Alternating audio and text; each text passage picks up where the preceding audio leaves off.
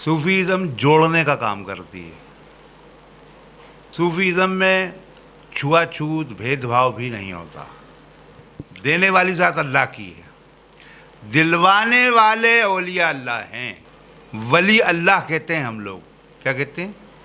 वली अल्लाह, अल्लाह के दोस्त। हम नाउज़ुबिल्लाह किसी को अल्लाह नहीं बोलते, कोई नहीं बोलता, कोई नहीं मानता। अल्लाह पाक तो किसी के साथ भेदभाव करता ही नहीं है। कोई भी भूखा हो, मुसलमान हो चाहे हिंदू हो चाहे सिख हो चाहे ईसाई हो, अल्लाह हर एक को खिलाता है, हर एक को पिलाता है। प्लांटेड लफ्ज़ जो ईजाद कर दिया गया, सोशल डिस्टेंसिंग। सोशल डिस्टेंसिंग के माने होते हैं सामाजिक दूरी। सामाजिक दूरी नहीं हो सकती। फिजिकल डिस्टेंसिंग, शारीरिक दूरी, उस तो इस साल भी होगा। या राजस्थान गवर्नमेंट के चीफ मिनिस्टर अशोक गहलोत साहब उसमें क्या रोल प्ले करते हैं, ये अभी आपके सामने आ जाएगा। वो सेकुलर हैं या नॉन सेकुलर हैं, ये भी आपके सामने आ जाएगा। आप परमिशन दे देते तो सेकुलर है। आप किसी ऐसे स्थान पर जनता को जाने से, आवाम को जाने से नहीं रोक सकते जहां लोगों की आस्था और विश्वास जुड़ा हुआ है, जहां अकीदतें जुड़ी हुई हैं। साथ ही साथ हेल्थ का भी मामला है। हेल्थ का हम तो कह रहे हैं ना भाई, हेल्थ के लिए एहतियात कीजिए, ज़रूरी है, करिए, लेकिन उसका बहाना लेके हम उस ओकेजन को नहीं रोक सकते। वो हिस्टोरिकल है, वो ट्रेडिशनल नहीं है, हेरिटेज है। 850 साल से हो रहा है और आज से थोड़ी हो रहा है कोई। नहीं तो 850 साल से हो रहा है, लेकिन जैसे उम्रा भी बंद हुआ था, हज भी नहीं हुआ, तो ये तो मतलब इस पे भी हो जाना चाहिए। अगर जैसे, क्योंकि ये लोगों के जान से जुड़ा हुआ काम है, लोगों जानो माल से जुड़ा हुआ मसला है। बहुत अच्छा सवाल किया आपने। देखिए, जो लोग ये कह रहे हैं कि हज रोक दिया गया, उम्रा रोक दिया गया, वो इशू बना रहे हैं ना, उस मुद्दे को ला रहे हैं।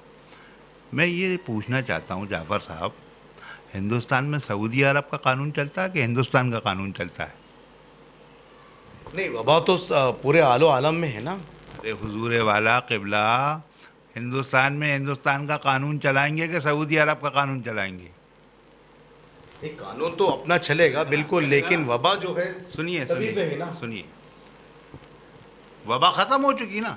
एक और वबा के नाम पे, कोरोना के नाम पे जो कुछ भी ड्रामा हुआ, ये भी आप लोगों ने देखा अपनी आंखों से। कितने लोग क्वारंटाइन में परेशान हुए, कितने लोग लॉकडाउन में परेशान हुए, भूखे मर गए लोग। पेट की आग बुझाना भी ज़रूरी है जाफ़र साहब। ट्रीटमेंट की ज़रूरत तब पड़ेगी जब बीमार होंगे। बीमार तो हो ही नहीं रहे ना, यानी ये जो हुआ वो खारिज है, कुछ नहीं था। सब तंदुरुस्त है ना। मेरे भाई जनाब जाफ़र शेख साहब, हिंदुस्तान में 130 करोड़ की आबादी है। कितने? 130 करोड़। अल्लाह की मेहरबानी है, वबा नहीं फैली। जो रूटीन कोर्स में, रूटीन प्रोसेस में जो मौतें होती हैं वो हुई, होती हैं, होती रहेंगी। कोरोना काल से पहले भी होती थी, कोरोना काल के बाद भी होती हैं और आइंदा भी होती रहेंगी। डेथ रेट नहीं बढ़ा है, ये फैक्ट आपको ध्यान में रखना है। मौतों का आंकड़ा नहीं बढ़ा। शमशान घाटों में अंबार नहीं लग गया, खुदा न खास्ता, कब्रस्तानों में अंबार नहीं लगा लाशों का। वो हमने भोपाल गैस ट्रेजेडी में देखा, एक रात में हजारों लोग मर गए थे। ऐसा नहीं हुआ कहीं, और ना होगा इंशाल्लाह। मैं हूं जाफर उस्मान शेख, द अखबार न्यूज़ से। आज हमारे साथ है खुर्रम मियाँ चिश्ती, जो ख्वाजा गरीब नवाज हिंदल वली उनके सिलसिले से है। जाना जाता है कि हिंदुस्तान जो है सूफ़ी संतों का देश है, सूफ़ी संतों के लिए माना जाता है, क्योंकि समाज में सूफ़ी संतों का जो काम है, समाज के लिए बहुत ज़्यादा काम रहा है। जो सूफ़ी संत जो है, समाज का एक बहुत बड़ा तबका जो है, वो उन्होंने अपने समाज के लिए अच्छे काम, अच्छी राह, गुमराही से जो लोग भटके हुए गुमराह हैं, उनको सीधे राह पे लाने के लिए किया था। तो उसी जानते हैं कि सूफ़ी के जो मायने हैं, सूफ़ी संत के जो मायने, वही जानते हैं खुर्रम मियाँ चिश्ती से कि इसके क्या मायने और इनके क्या काम होते हैं। जनाब बताइए।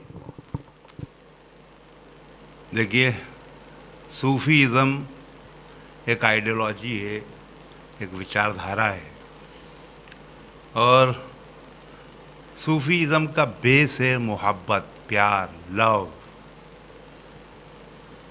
नफ़रत नहीं होती सूफ़ीज़म में। सूफ़ियों का काम है भटके हुए गुमराह लोगों को सच्ची राह पर लाना, अपने मालिक, अपने परवरदिगार, अपने ईश्वर से जोड़ना। सूफ़ीज़म जोड़ने का काम करती है। सूफ़ी का काम है लोगों को जोड़ना, दिलों को जोड़ना, तोड़ने का काम नहीं है। सूफ़ीज़म में छुआछूत, भेदभाव भी नहीं होता। आपने हमारे यहाँ दरगाहों पर देखा होगा, खानकाहों में देखा होगा, हर धर्म, हर समाज, हर तबके का आदमी, औरत आते हैं, उनके साथ कोई भेदभाव नहीं होता, सब साथ मिलकर अपनी अपनी अक़ीदत पेश करते हैं। और जो अल्लाह के पाक मुक़द्दस वली हिंदुस्तान में जगह जगह अपने अपने आस्थानों में आराम फरमा रहे हैं, जिनको दरगाह शरीफ कहते हैं, वहाँ से फैज़ पाते हैं। दरअसल दरगाह जो है वो एक तरह से शिफा खाना है।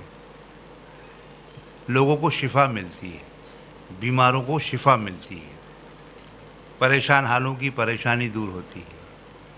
जो लोग बे औलाद हैं उनको औलाद मिलती है, जो बेरोज़गार हैं उनको रोज़गार मिलता है। ये दरगाह से मिलता है। दरगाह में जो वली मौजूद हैं, जो लेटे हुए हैं, आराम फरमा रहे हैं, अल्लाह के मुक़द्दस वली हैं, उनका फैज़ान हर एक के लिए आम है। औलिया अल्लाह किसी के साथ भेदभाव नहीं करते, सबको बांट। लेकिन समाज में, जो मुस्लिम समाज में कुछ तबका जो है कुछ अलग तरीके से सोचता है। क्या आप जानते हो कि जिसके अंदर कोई, जिसे कहते हैं कि कोई सुन्नी, कोई 24, इसके अंदर कुछ अलग अलग तरह के लोग हैं जो अलग अलग तरीके से मान्यता देते हैं कि जो दरगाह के अंदर नहीं मानते हैं, और कुछ ये कहते हैं कि हम डायरेक्ट मांगते हैं। इसके बारे में भी साथ ही साथ क्लियरिफाई कर दीजिए। देखिए, आप दरगाह पे जाकर मांगें, मस्जिद में जाकर मांगें, या कहीं भी जाकर मांगें, या यहाँ पर मांगें, अभी जहाँ इंटरव्यू कर रहे हैं, हम सब मांगते अल्लाह से हैं, परवरदिगार से हैं, मालिक से हैं। मगर मालिक से मांगने का एक तरीका है जिसको सूफ़ीज़म में वसीला कहते हैं। आप अगर किसी के पास किसी काम से जाएंगे तो किसी के मार्फत ही जाएंगे ना। तो ये जो औलिया अल्लाह हैं, जो वली हैं, वली के माने होते हैं अल्लाह का दोस्त। अगर अल्लाह से कोई काम हमको कराना है, उसका दोस्त अगर हमारी सिफारिश करेगा तो हमारा काम जल्दी बनता है। अब बहुत सारे लोग इसको कबूल नहीं करते, ये उनकी मर्ज़ी। अब डायरेक्ट तो आप छत पे जा नहीं सकते ना। छत पे जाने के लिए तो सीढ़ी ज़रूरी है ना, लिफ्ट ज़रूरी है, वसीला ज़रूरी है ना, कि डायरेक्ट आप छत पे चले आएंगे, नहीं जा सकते। सिस्टम है, निज़ाम है अल्लाह का, कुदरत का कानून है कि अगर आपको सीढ़ी पर जाना है, अगर आपको छत पर जाना है तो सीढ़ी का इस्तेमाल करना पड़ेगा, क्योंकि आप फ्लाई नहीं कर सकते ना, हवा में नहीं उड़ सकते। तो जो लोग इस सिस्टम को फॉलो नहीं करते वो लोग ना समझे मेरी नज़र में। खैर, अभी दूसरे तबके के तो अभी है ही नहीं, जो जिसे हम, जो लोग कहते हैं, जिसे 24 कहते हैं, कोई सुन्नी कहता है, वो मेरे साथ तो है ही नहीं। मैं उनसे सवाल भी नहीं कर सकता क्योंकि उनका भी ओपिनियन लेना बहुत ज़रूरी है इस मामले में। लेकिन ये बहस का मुद्दा अलग जाएगा, हमें इसमें पढ़ना नहीं है फ़िलहाल। लेकिन जैसे कि आप बता रहे हो, डायरेक्ट वसीला जो मामला है, ये मतलब फिट बैठता है इसमें, या फिर उन दूसरे जो नज़र है, दूसरी नज़र से जो जिसे कहते हैं कि अलग तबका जो है, मुसलमानों के अंदर भी अलग तबका, उनके नज़र में ये बैठता है फिट? देखिए, ये तो सिर्फ मानने की बात है। बहुत सारे लोग तो अल्लाह को ही नहीं मानते, फिर क्या कर लोगे आप? नास्तिक हैं वो, बहुत सारे नास्तिक हैं, हिंदुस्तान में भी हैं, हर धर्म में। तो ये दरअसल मानने वाली बात है। अल्लाह को जानना अलग चीज़ है, अल्लाह को मानना अलग चीज़ है, अल्लाह की मानना अलग चीज़ है। तो ये तो अपनी अपनी समझ और शऊर की बात है, अपने अपने टैलेंट की बात है कि कोई कोई किस तरीके से मान रहा है, कोई किस तरीके से मान रहा है, कोई नहीं मान रहा है। नहीं मानने वाला नुकसान में, मानने वाला फ़ायदे में। इसीलिए मैंने फ़िरके की बात नहीं की, मैंने तबका कहा था।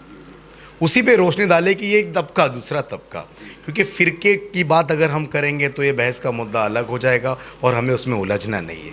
तो उस पर रोशनी डाल दीजिएगा। देखिए, मैंने आपको पहले भी बताया, अभी फिर बता रहा हूँ, हर शख्स मोहताज है, हर बंदा मोहताज है। किसका? परवरदिगार का, अल्लाह पाक का। हर एक की ज़रूरतें हैं, हर एक की ख्वाहिशात हैं। किसी को औलाद चाहिए, किसी को खूबसूरत बीवी चाहिए, किसी को बहुत अच्छा बड़ा कारोबार चाहिए, किसी को कोई बीमार है तो उसको सेहत चाहिए, तंदुरुस्ती चाहिए। देने वाली ज़ात अल्लाह की है, दिलवाने वाले औलिया अल्लाह हैं। वली अल्लाह कहते हैं हम लोग। क्या कहते हैं? वली अल्लाह, अल्लाह के दोस्त। हम नाउज़ुबिल्लाह किसी को अल्लाह नहीं बोलते, कोई नहीं बोलता, कोई नहीं मानता। अल्लाह तो ऐसी ज़ात का नाम है जो हर जगह मौजूद है, हमारी शहरत के भी करीब है वो।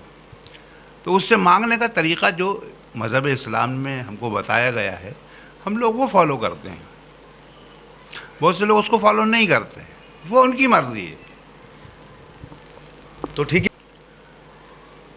ऐसी ज़ात का नाम है जो हर जगह मौजूद है, हमारी शहरत के भी करीब है वो। तो उससे मांगने का तरीक़ा जो मज़हब इस्लाम में हमको बताया गया है, हम लोग वो फॉलो करते हैं। बहुत से लोग उसको फॉलो नहीं करते, वो उनकी मर्ज़ी है।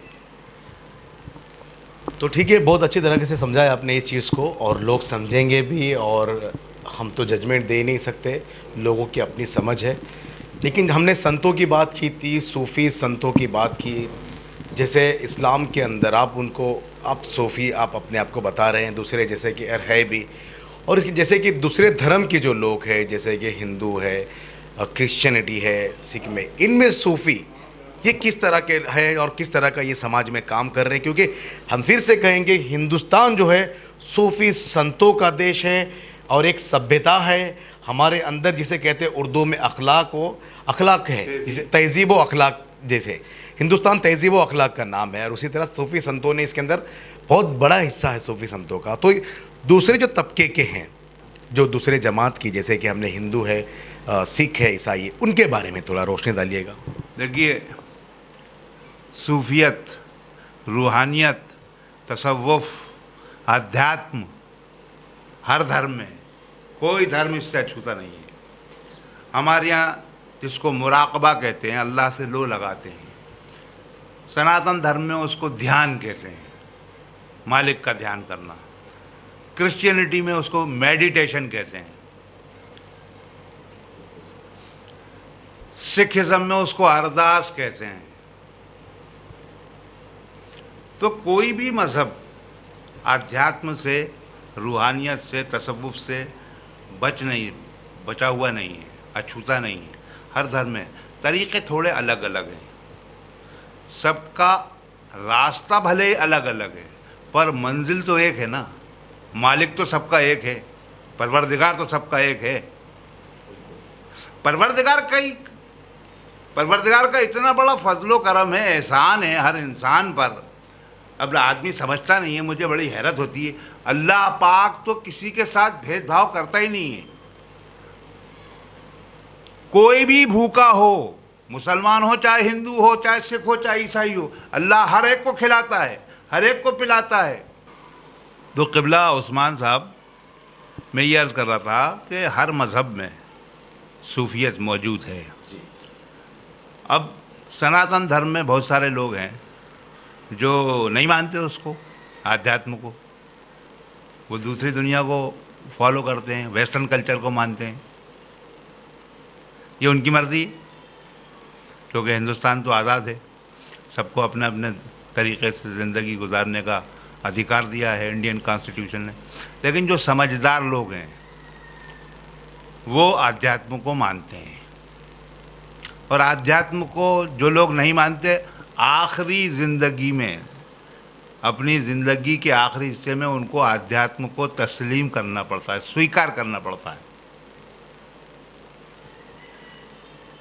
इसलिए करना पड़ता है कि बीमारी से शिफा कौन देगा? मालिक। दर्द से निजात कौन देगा? मालिक। ठीक है ना? आपकी मुराद कौन पूरी करेगा? मालिक। मालिक से तो जुड़ना पड़ेगा, क्योंकि लौट के उसी के पास जाना है। उसी को अध्यात्म कहते हैं। उसी को आध्यात्म कहा जाता है। उसकी याद करने का नाम अध्यात्म है, उसकी याद करने का नाम रूहानियत है, उसका जिक्र करने का नाम मेडिटेशन है, उसका ध्यान करने का नाम मुराकबा है। तो जो बेचैन दिल हैं, बेकरार दिल हैं, उनको सुकून मिलता है दरगाहों में, खानकाहों में, आश्रमों में, आस्थानों में, इसलिए लोग जाते हैं। ये जितने लोग जाते हैं, ये क्या ना सब मूर्ख हैं क्या? ना समझें? उसमें बहुत सारे साइंटिस्ट हैं, सुप्रीम कोर्ट के जजेस हैं, लॉयर्स हैं, डॉक्टर्स हैं, इंजीनियर्स हैं, बड़े बड़े टैलेंटेड लोग आते हैं। इसलिए आते हैं कि उनकी मुश्किलों को दूर किया जाता है, वहाँ उनकी समस्याओं का समाधान होता है। लाइलाज बीमारियों का इलाज होता है साहेब। जिसका इलाज डॉक्टर नहीं कर सकता, वो इलाज रूहानियत से होता है। यानी कि सूफी संत जो है उनका ये कहना है कि हर धर्म में जब हम रहते हैं कि जब ऊपर वाले को याद करते हैं, जो ना इलाज है उनका भी इलाज होता है। ये बहुत बेहतरीन बात कही इन्होंने, बताया खुले तौर पे, बहुत अच्छी तरीके से समझाया कि हिंदू धर्म में कैसे होता है और क्रिश्चियनिटी में कैसा होता है और सिख के अंदर। बहुत बेहतरीन कहा है इन्होंने। अब हम आते हैं इसके आखिरी सेक्शन के अंदर, जो है हमारा एक सेक्शन है कि जिसमें इस्लाम धर्म के अंदर मैरिज एक्ट जो है, जो संवैधानिक है, जिसे कहा था इंटर मैरिज जो करते हैं हम, पार्लियामेंट जो पास हुआ है, इंटर कास्ट मैरिज, ये इस पार्लियामेंट के अंदर ये है, मतलब यानी ये कॉन्स्टिट्यूशन में है, हमारे संविधान के अंदर है, और वो हक है, ये सारे पूरे हिंदुस्तान के ऊपर है। लेकिन अभी आप देख रहे हो कि कुछ जगहों पे, जैसे कि यूपी के अंदर और मध्य प्रदेश के अंदर, इसके अंदर कानून में बदलाव लाया जा रहा है, जैसे स्टेट वाइज। तो क्या ये संविधान ख़त्म होने की राह पर है, या फिर ये संविधान को बदला जा रहा है, या भगवाकरण होने वाला है? क्योंकि बाबा साहब भीमराव अंबेडकर का जो कानून है, जो संविधान है, उसको सभी ने माना हुआ है। क्या उसका बदलाव होने वाला है या फिर भगवाकरण होने वाला है? ये भाषा में मैं आपसे पूछूंगा। देखिए, शादी यानी जोड़ है ना। सूफीज़म का बेस मोहब्बत और जोड़, इस्लाम का बेस मोहब्बत और जोड़, निकाह यानी जोड़, शादी यानी जोड़।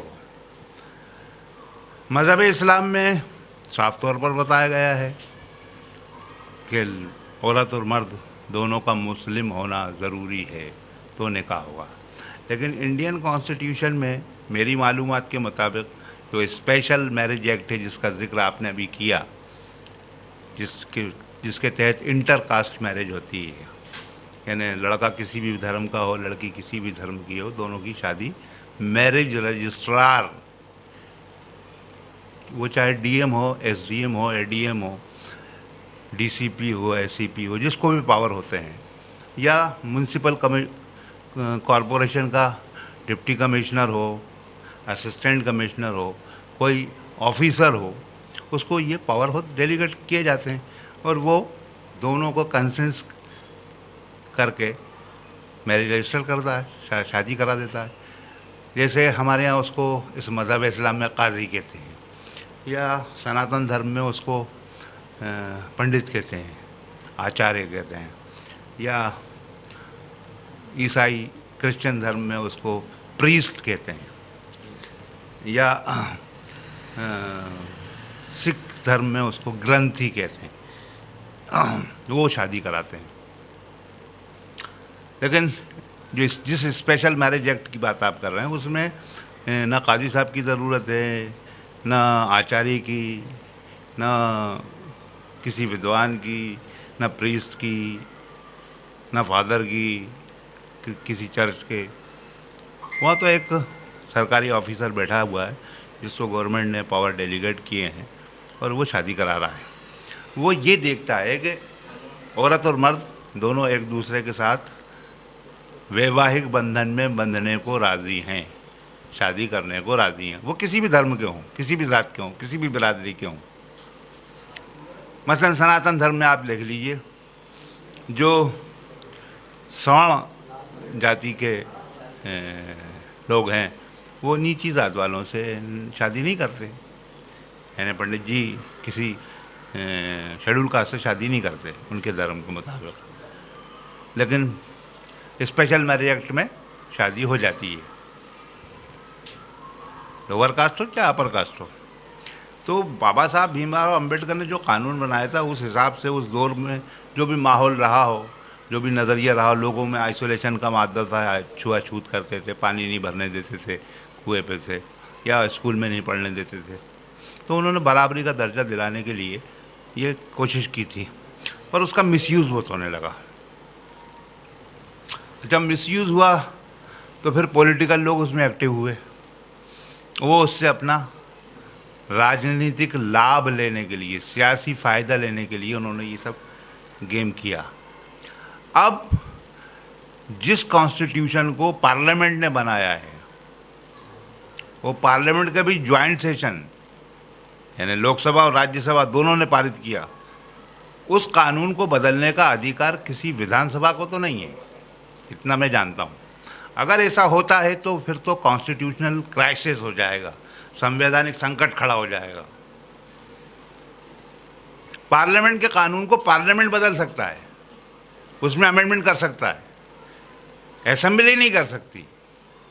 यानी असेंबली का कोई राइट नहीं है इसके अंदर, आपकी जानकारी के हिसाब से कॉन्स्टिट्यूशनल तो कोई राइट नहीं है। लेकिन जो हो रहा है उसे क्या कहेंगे? अनकॉन्स्टिट्यूशनल कहेंगे उसको हम। लेकिन लोग तस्लीम कर रहे हैं, मान रहे हैं। अब लोग मान रहे हैं तो इसमें तो मैं कुछ नहीं कर सकता, लेकिन हिंदुस्तान में कानून का राज है जाफ़र शेख साहब, हिंदुस्तान में जंगल राज नहीं है, चाहे जो करो मनमानी, ऐसा नहीं होता। ज़रूर हम जो है सरकार के प्रतिनिधि जो लोग हैं जो इस मुद्दे से जुड़े हैं उनसे भी कांटेक्ट करके इस बारे में ज़रूर बात करेंगे। तो ये थे खुर्रम मियाँ चिश्ती जो है सूफ़ी संत के बारे में बता रहे थे। कई मुद्दों पे बात भी हुई इनसे। आज हफ्तावारी हस्ती के थे हमारे साथ में। ख्वाजा हिंदल वली गरीब नवाज़ का जो उर्स होता है हर साल की तरह, तो इस पे क्या पाबंदियां लगी हैं? जो ज़ाहिरीन जो आते हैं हर साल हर जगह से आते हैं, पूरे हिंदुस्तान के साथ साथ बाहरी मुल्कों से भी आते हैं लोग जो ज़ाहिरीन हैं, और उसमें कोई धर्म ज़ात से नहीं है, सभी लोग आते हैं। तो उसके ऊपर किस तरह से अभी कहा गया था कि पाबंदी लगेगी, उर्स के बारे में कई रिस्ट्रिक्शन हो रही है, उसके ऊपर थोड़ा खुलासा दे और थोड़ी जानकारी दे और कुछ अपील भी करें हमारे लोगों से कि किस तरह से सोशल डिस्टेंसिंग मेंटेन करें, क्योंकि हम पिछले 1 साल से इसको कोरोना को बर्दाश्त कर रहे हैं और भी किस तरह से बर्दाश्त करें। पहली बात तो ये है कि जिस लफ्ज़ का आपने इस्तेमाल किया वो लफ्ज़ कॉन्स्टिट्यूशन के ख़िलाफ़ है। हिंदुस्तान के कॉन्स्टिट्यूशन में छुआछूत अपराध है, तो आपने एक प्लांटेड लफ्ज़ जो ईजाद कर दिया गया सोशल डिस्टेंसिंग।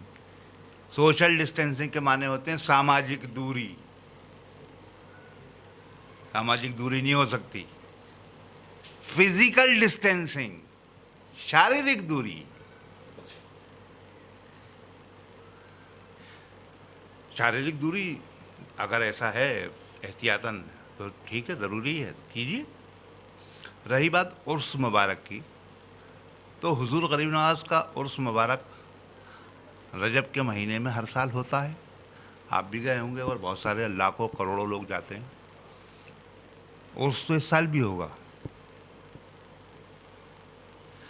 लेकिन अजमेर डिस्ट्रिक्ट एडमिनिस्ट्रेशन या राजस्थान गवर्नमेंट के चीफ मिनिस्टर अशोक गहलोत साहब उसमें क्या रोल प्ले करते हैं ये अभी आपके सामने आ जाएगा। वो सेकुलर हैं या नॉन सेकुलर हैं ये भी आपके सामने आ जाएगा।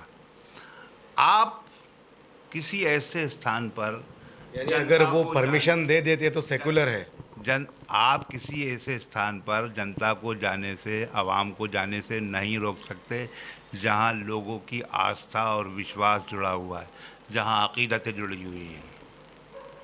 साथ ही साथ हेल्थ का भी मामला है। हेल्थ का हम तो कह रहे हैं ना भाई, हेल्थ के लिए एहतियात कीजिए, ज़रूरी है, करिए, लेकिन उसका बहाना लेके हम उस ओकेजन को नहीं रोक सकते। वो हिस्टोरिकल है, वो ट्रेडिशनल नहीं है, हेरिटेज है। 850 साल से हो रहा है और आज से थोड़ी हो रहा है कोई। नहीं तो 850 साल से हो रहा है, लेकिन जैसे उम्रा भी बंद हुआ था, हज भी नहीं हुआ, तो ये तो मतलब इस पे भी हो जाना चाहिए। अगर जैसे, क्योंकि ये लोगों के जान से जुड़ा हुआ काम है, लोगों जानो माल से जुड़ा हुआ मसला है। बहुत अच्छा सवाल किया आपने। देखिए, जो लोग ये कह रहे हैं कि हज रोक दिया गया, उम्रा रोक दिया गया, वो इशू बना रहे हैं ना, उस मुद्दे को ला रहे हैं। मैं ये पूछना चाहता हूँ जाफ़र साहब, हिंदुस्तान में सऊदी अरब का कानून चलता है कि हिंदुस्तान का कानून चलता है? नहीं, वबा तो पूरे आलो आलम में है ना। अरे हुजूर वाला क़िबला, हिंदुस्तान में हिंदुस्तान का कानून चलाएंगे कि सऊदी अरब का कानून चलाएंगे? एक कानून तो अपना चलेगा बिल्कुल, लेकिन वबा जो है सुनिए सभी पे है सुनिए ना। सुनिए, वबा ख़त्म हो चुकी ना। एक और वबा के नाम पे, कोरोना के नाम पे जो कुछ भी ड्रामा हुआ ये भी आप लोगों ने देखा अपनी आंखों से। कितने लोग क्वारंटाइन में परेशान हुए, कितने लोग लॉकडाउन में परेशान हुए, भूखे मर गए लोग। पेट की आग बुझाना भी ज़रूरी है जाफ़र साहब। उस वक्त कौन सा इंतज़ाम किया, कहाँ इंतज़ाम हुआ? ऐसी कोई वबा भी नहीं फैली कि हज़ारों लाखों लोग मर गए हों हिंदुस्तान में, खुदा न खास्ता, अल्लाह ना करे। देखिए, आप उसका इंतज़ार तो नहीं कर सकते। एक मिनट सुन लीजिए, नहीं हुआ ना ऐसा, ना इंशाल्लाह होगा, है ना। इसलिए नहीं होगा कि परवरदिगार हिंदुस्तान पे मेहरबान है, हमारा ईमान है। तो मेरा ऐसा सोचना है कि किसी भी गवर्नमेंट को या किसी भी गवर्नमेंट ऑफिशियल को किसी को भी धार्मिक कार्य से नहीं रोकना चाहिए। अब जैसे मेडिकल पॉइंट ऑफ व्यू से आप बात करें, डॉक्टर्स कहते हैं साहब इम्यूनिटी इंक्रीज़ कीजिए, डेवलप कीजिए, इम्यूनिटी बढ़ाइए, वही दवाइयाँ दी जाएंगी कोरोना से लड़ाई के लिए, है ना। तो भाई साहब, इम्यूनिटी, हिम्मत, हौसला कहाँ बढ़ेगा आपका? मस्जिद में बढ़ेगा कि सड़क पे? दरगाह में बढ़ेगा कि सड़क पे? मंदिर में बढ़ेगा कि सड़क पे? हॉस्पिटल में? हॉस्पिटल में तो डाउन हो गई इम्यूनिटी। वहाँ से तो आध्यात्मिक शक्ति मिलती है, रूहानी ताकत मिलती है, हौसला मिलता है जीने का। तो वहाँ जाने से अगर आप रोकेंगे तो मेरे ख्याल से ये लोगों के साथ अन्याय होगा, नाइंसाफ़ी होगी।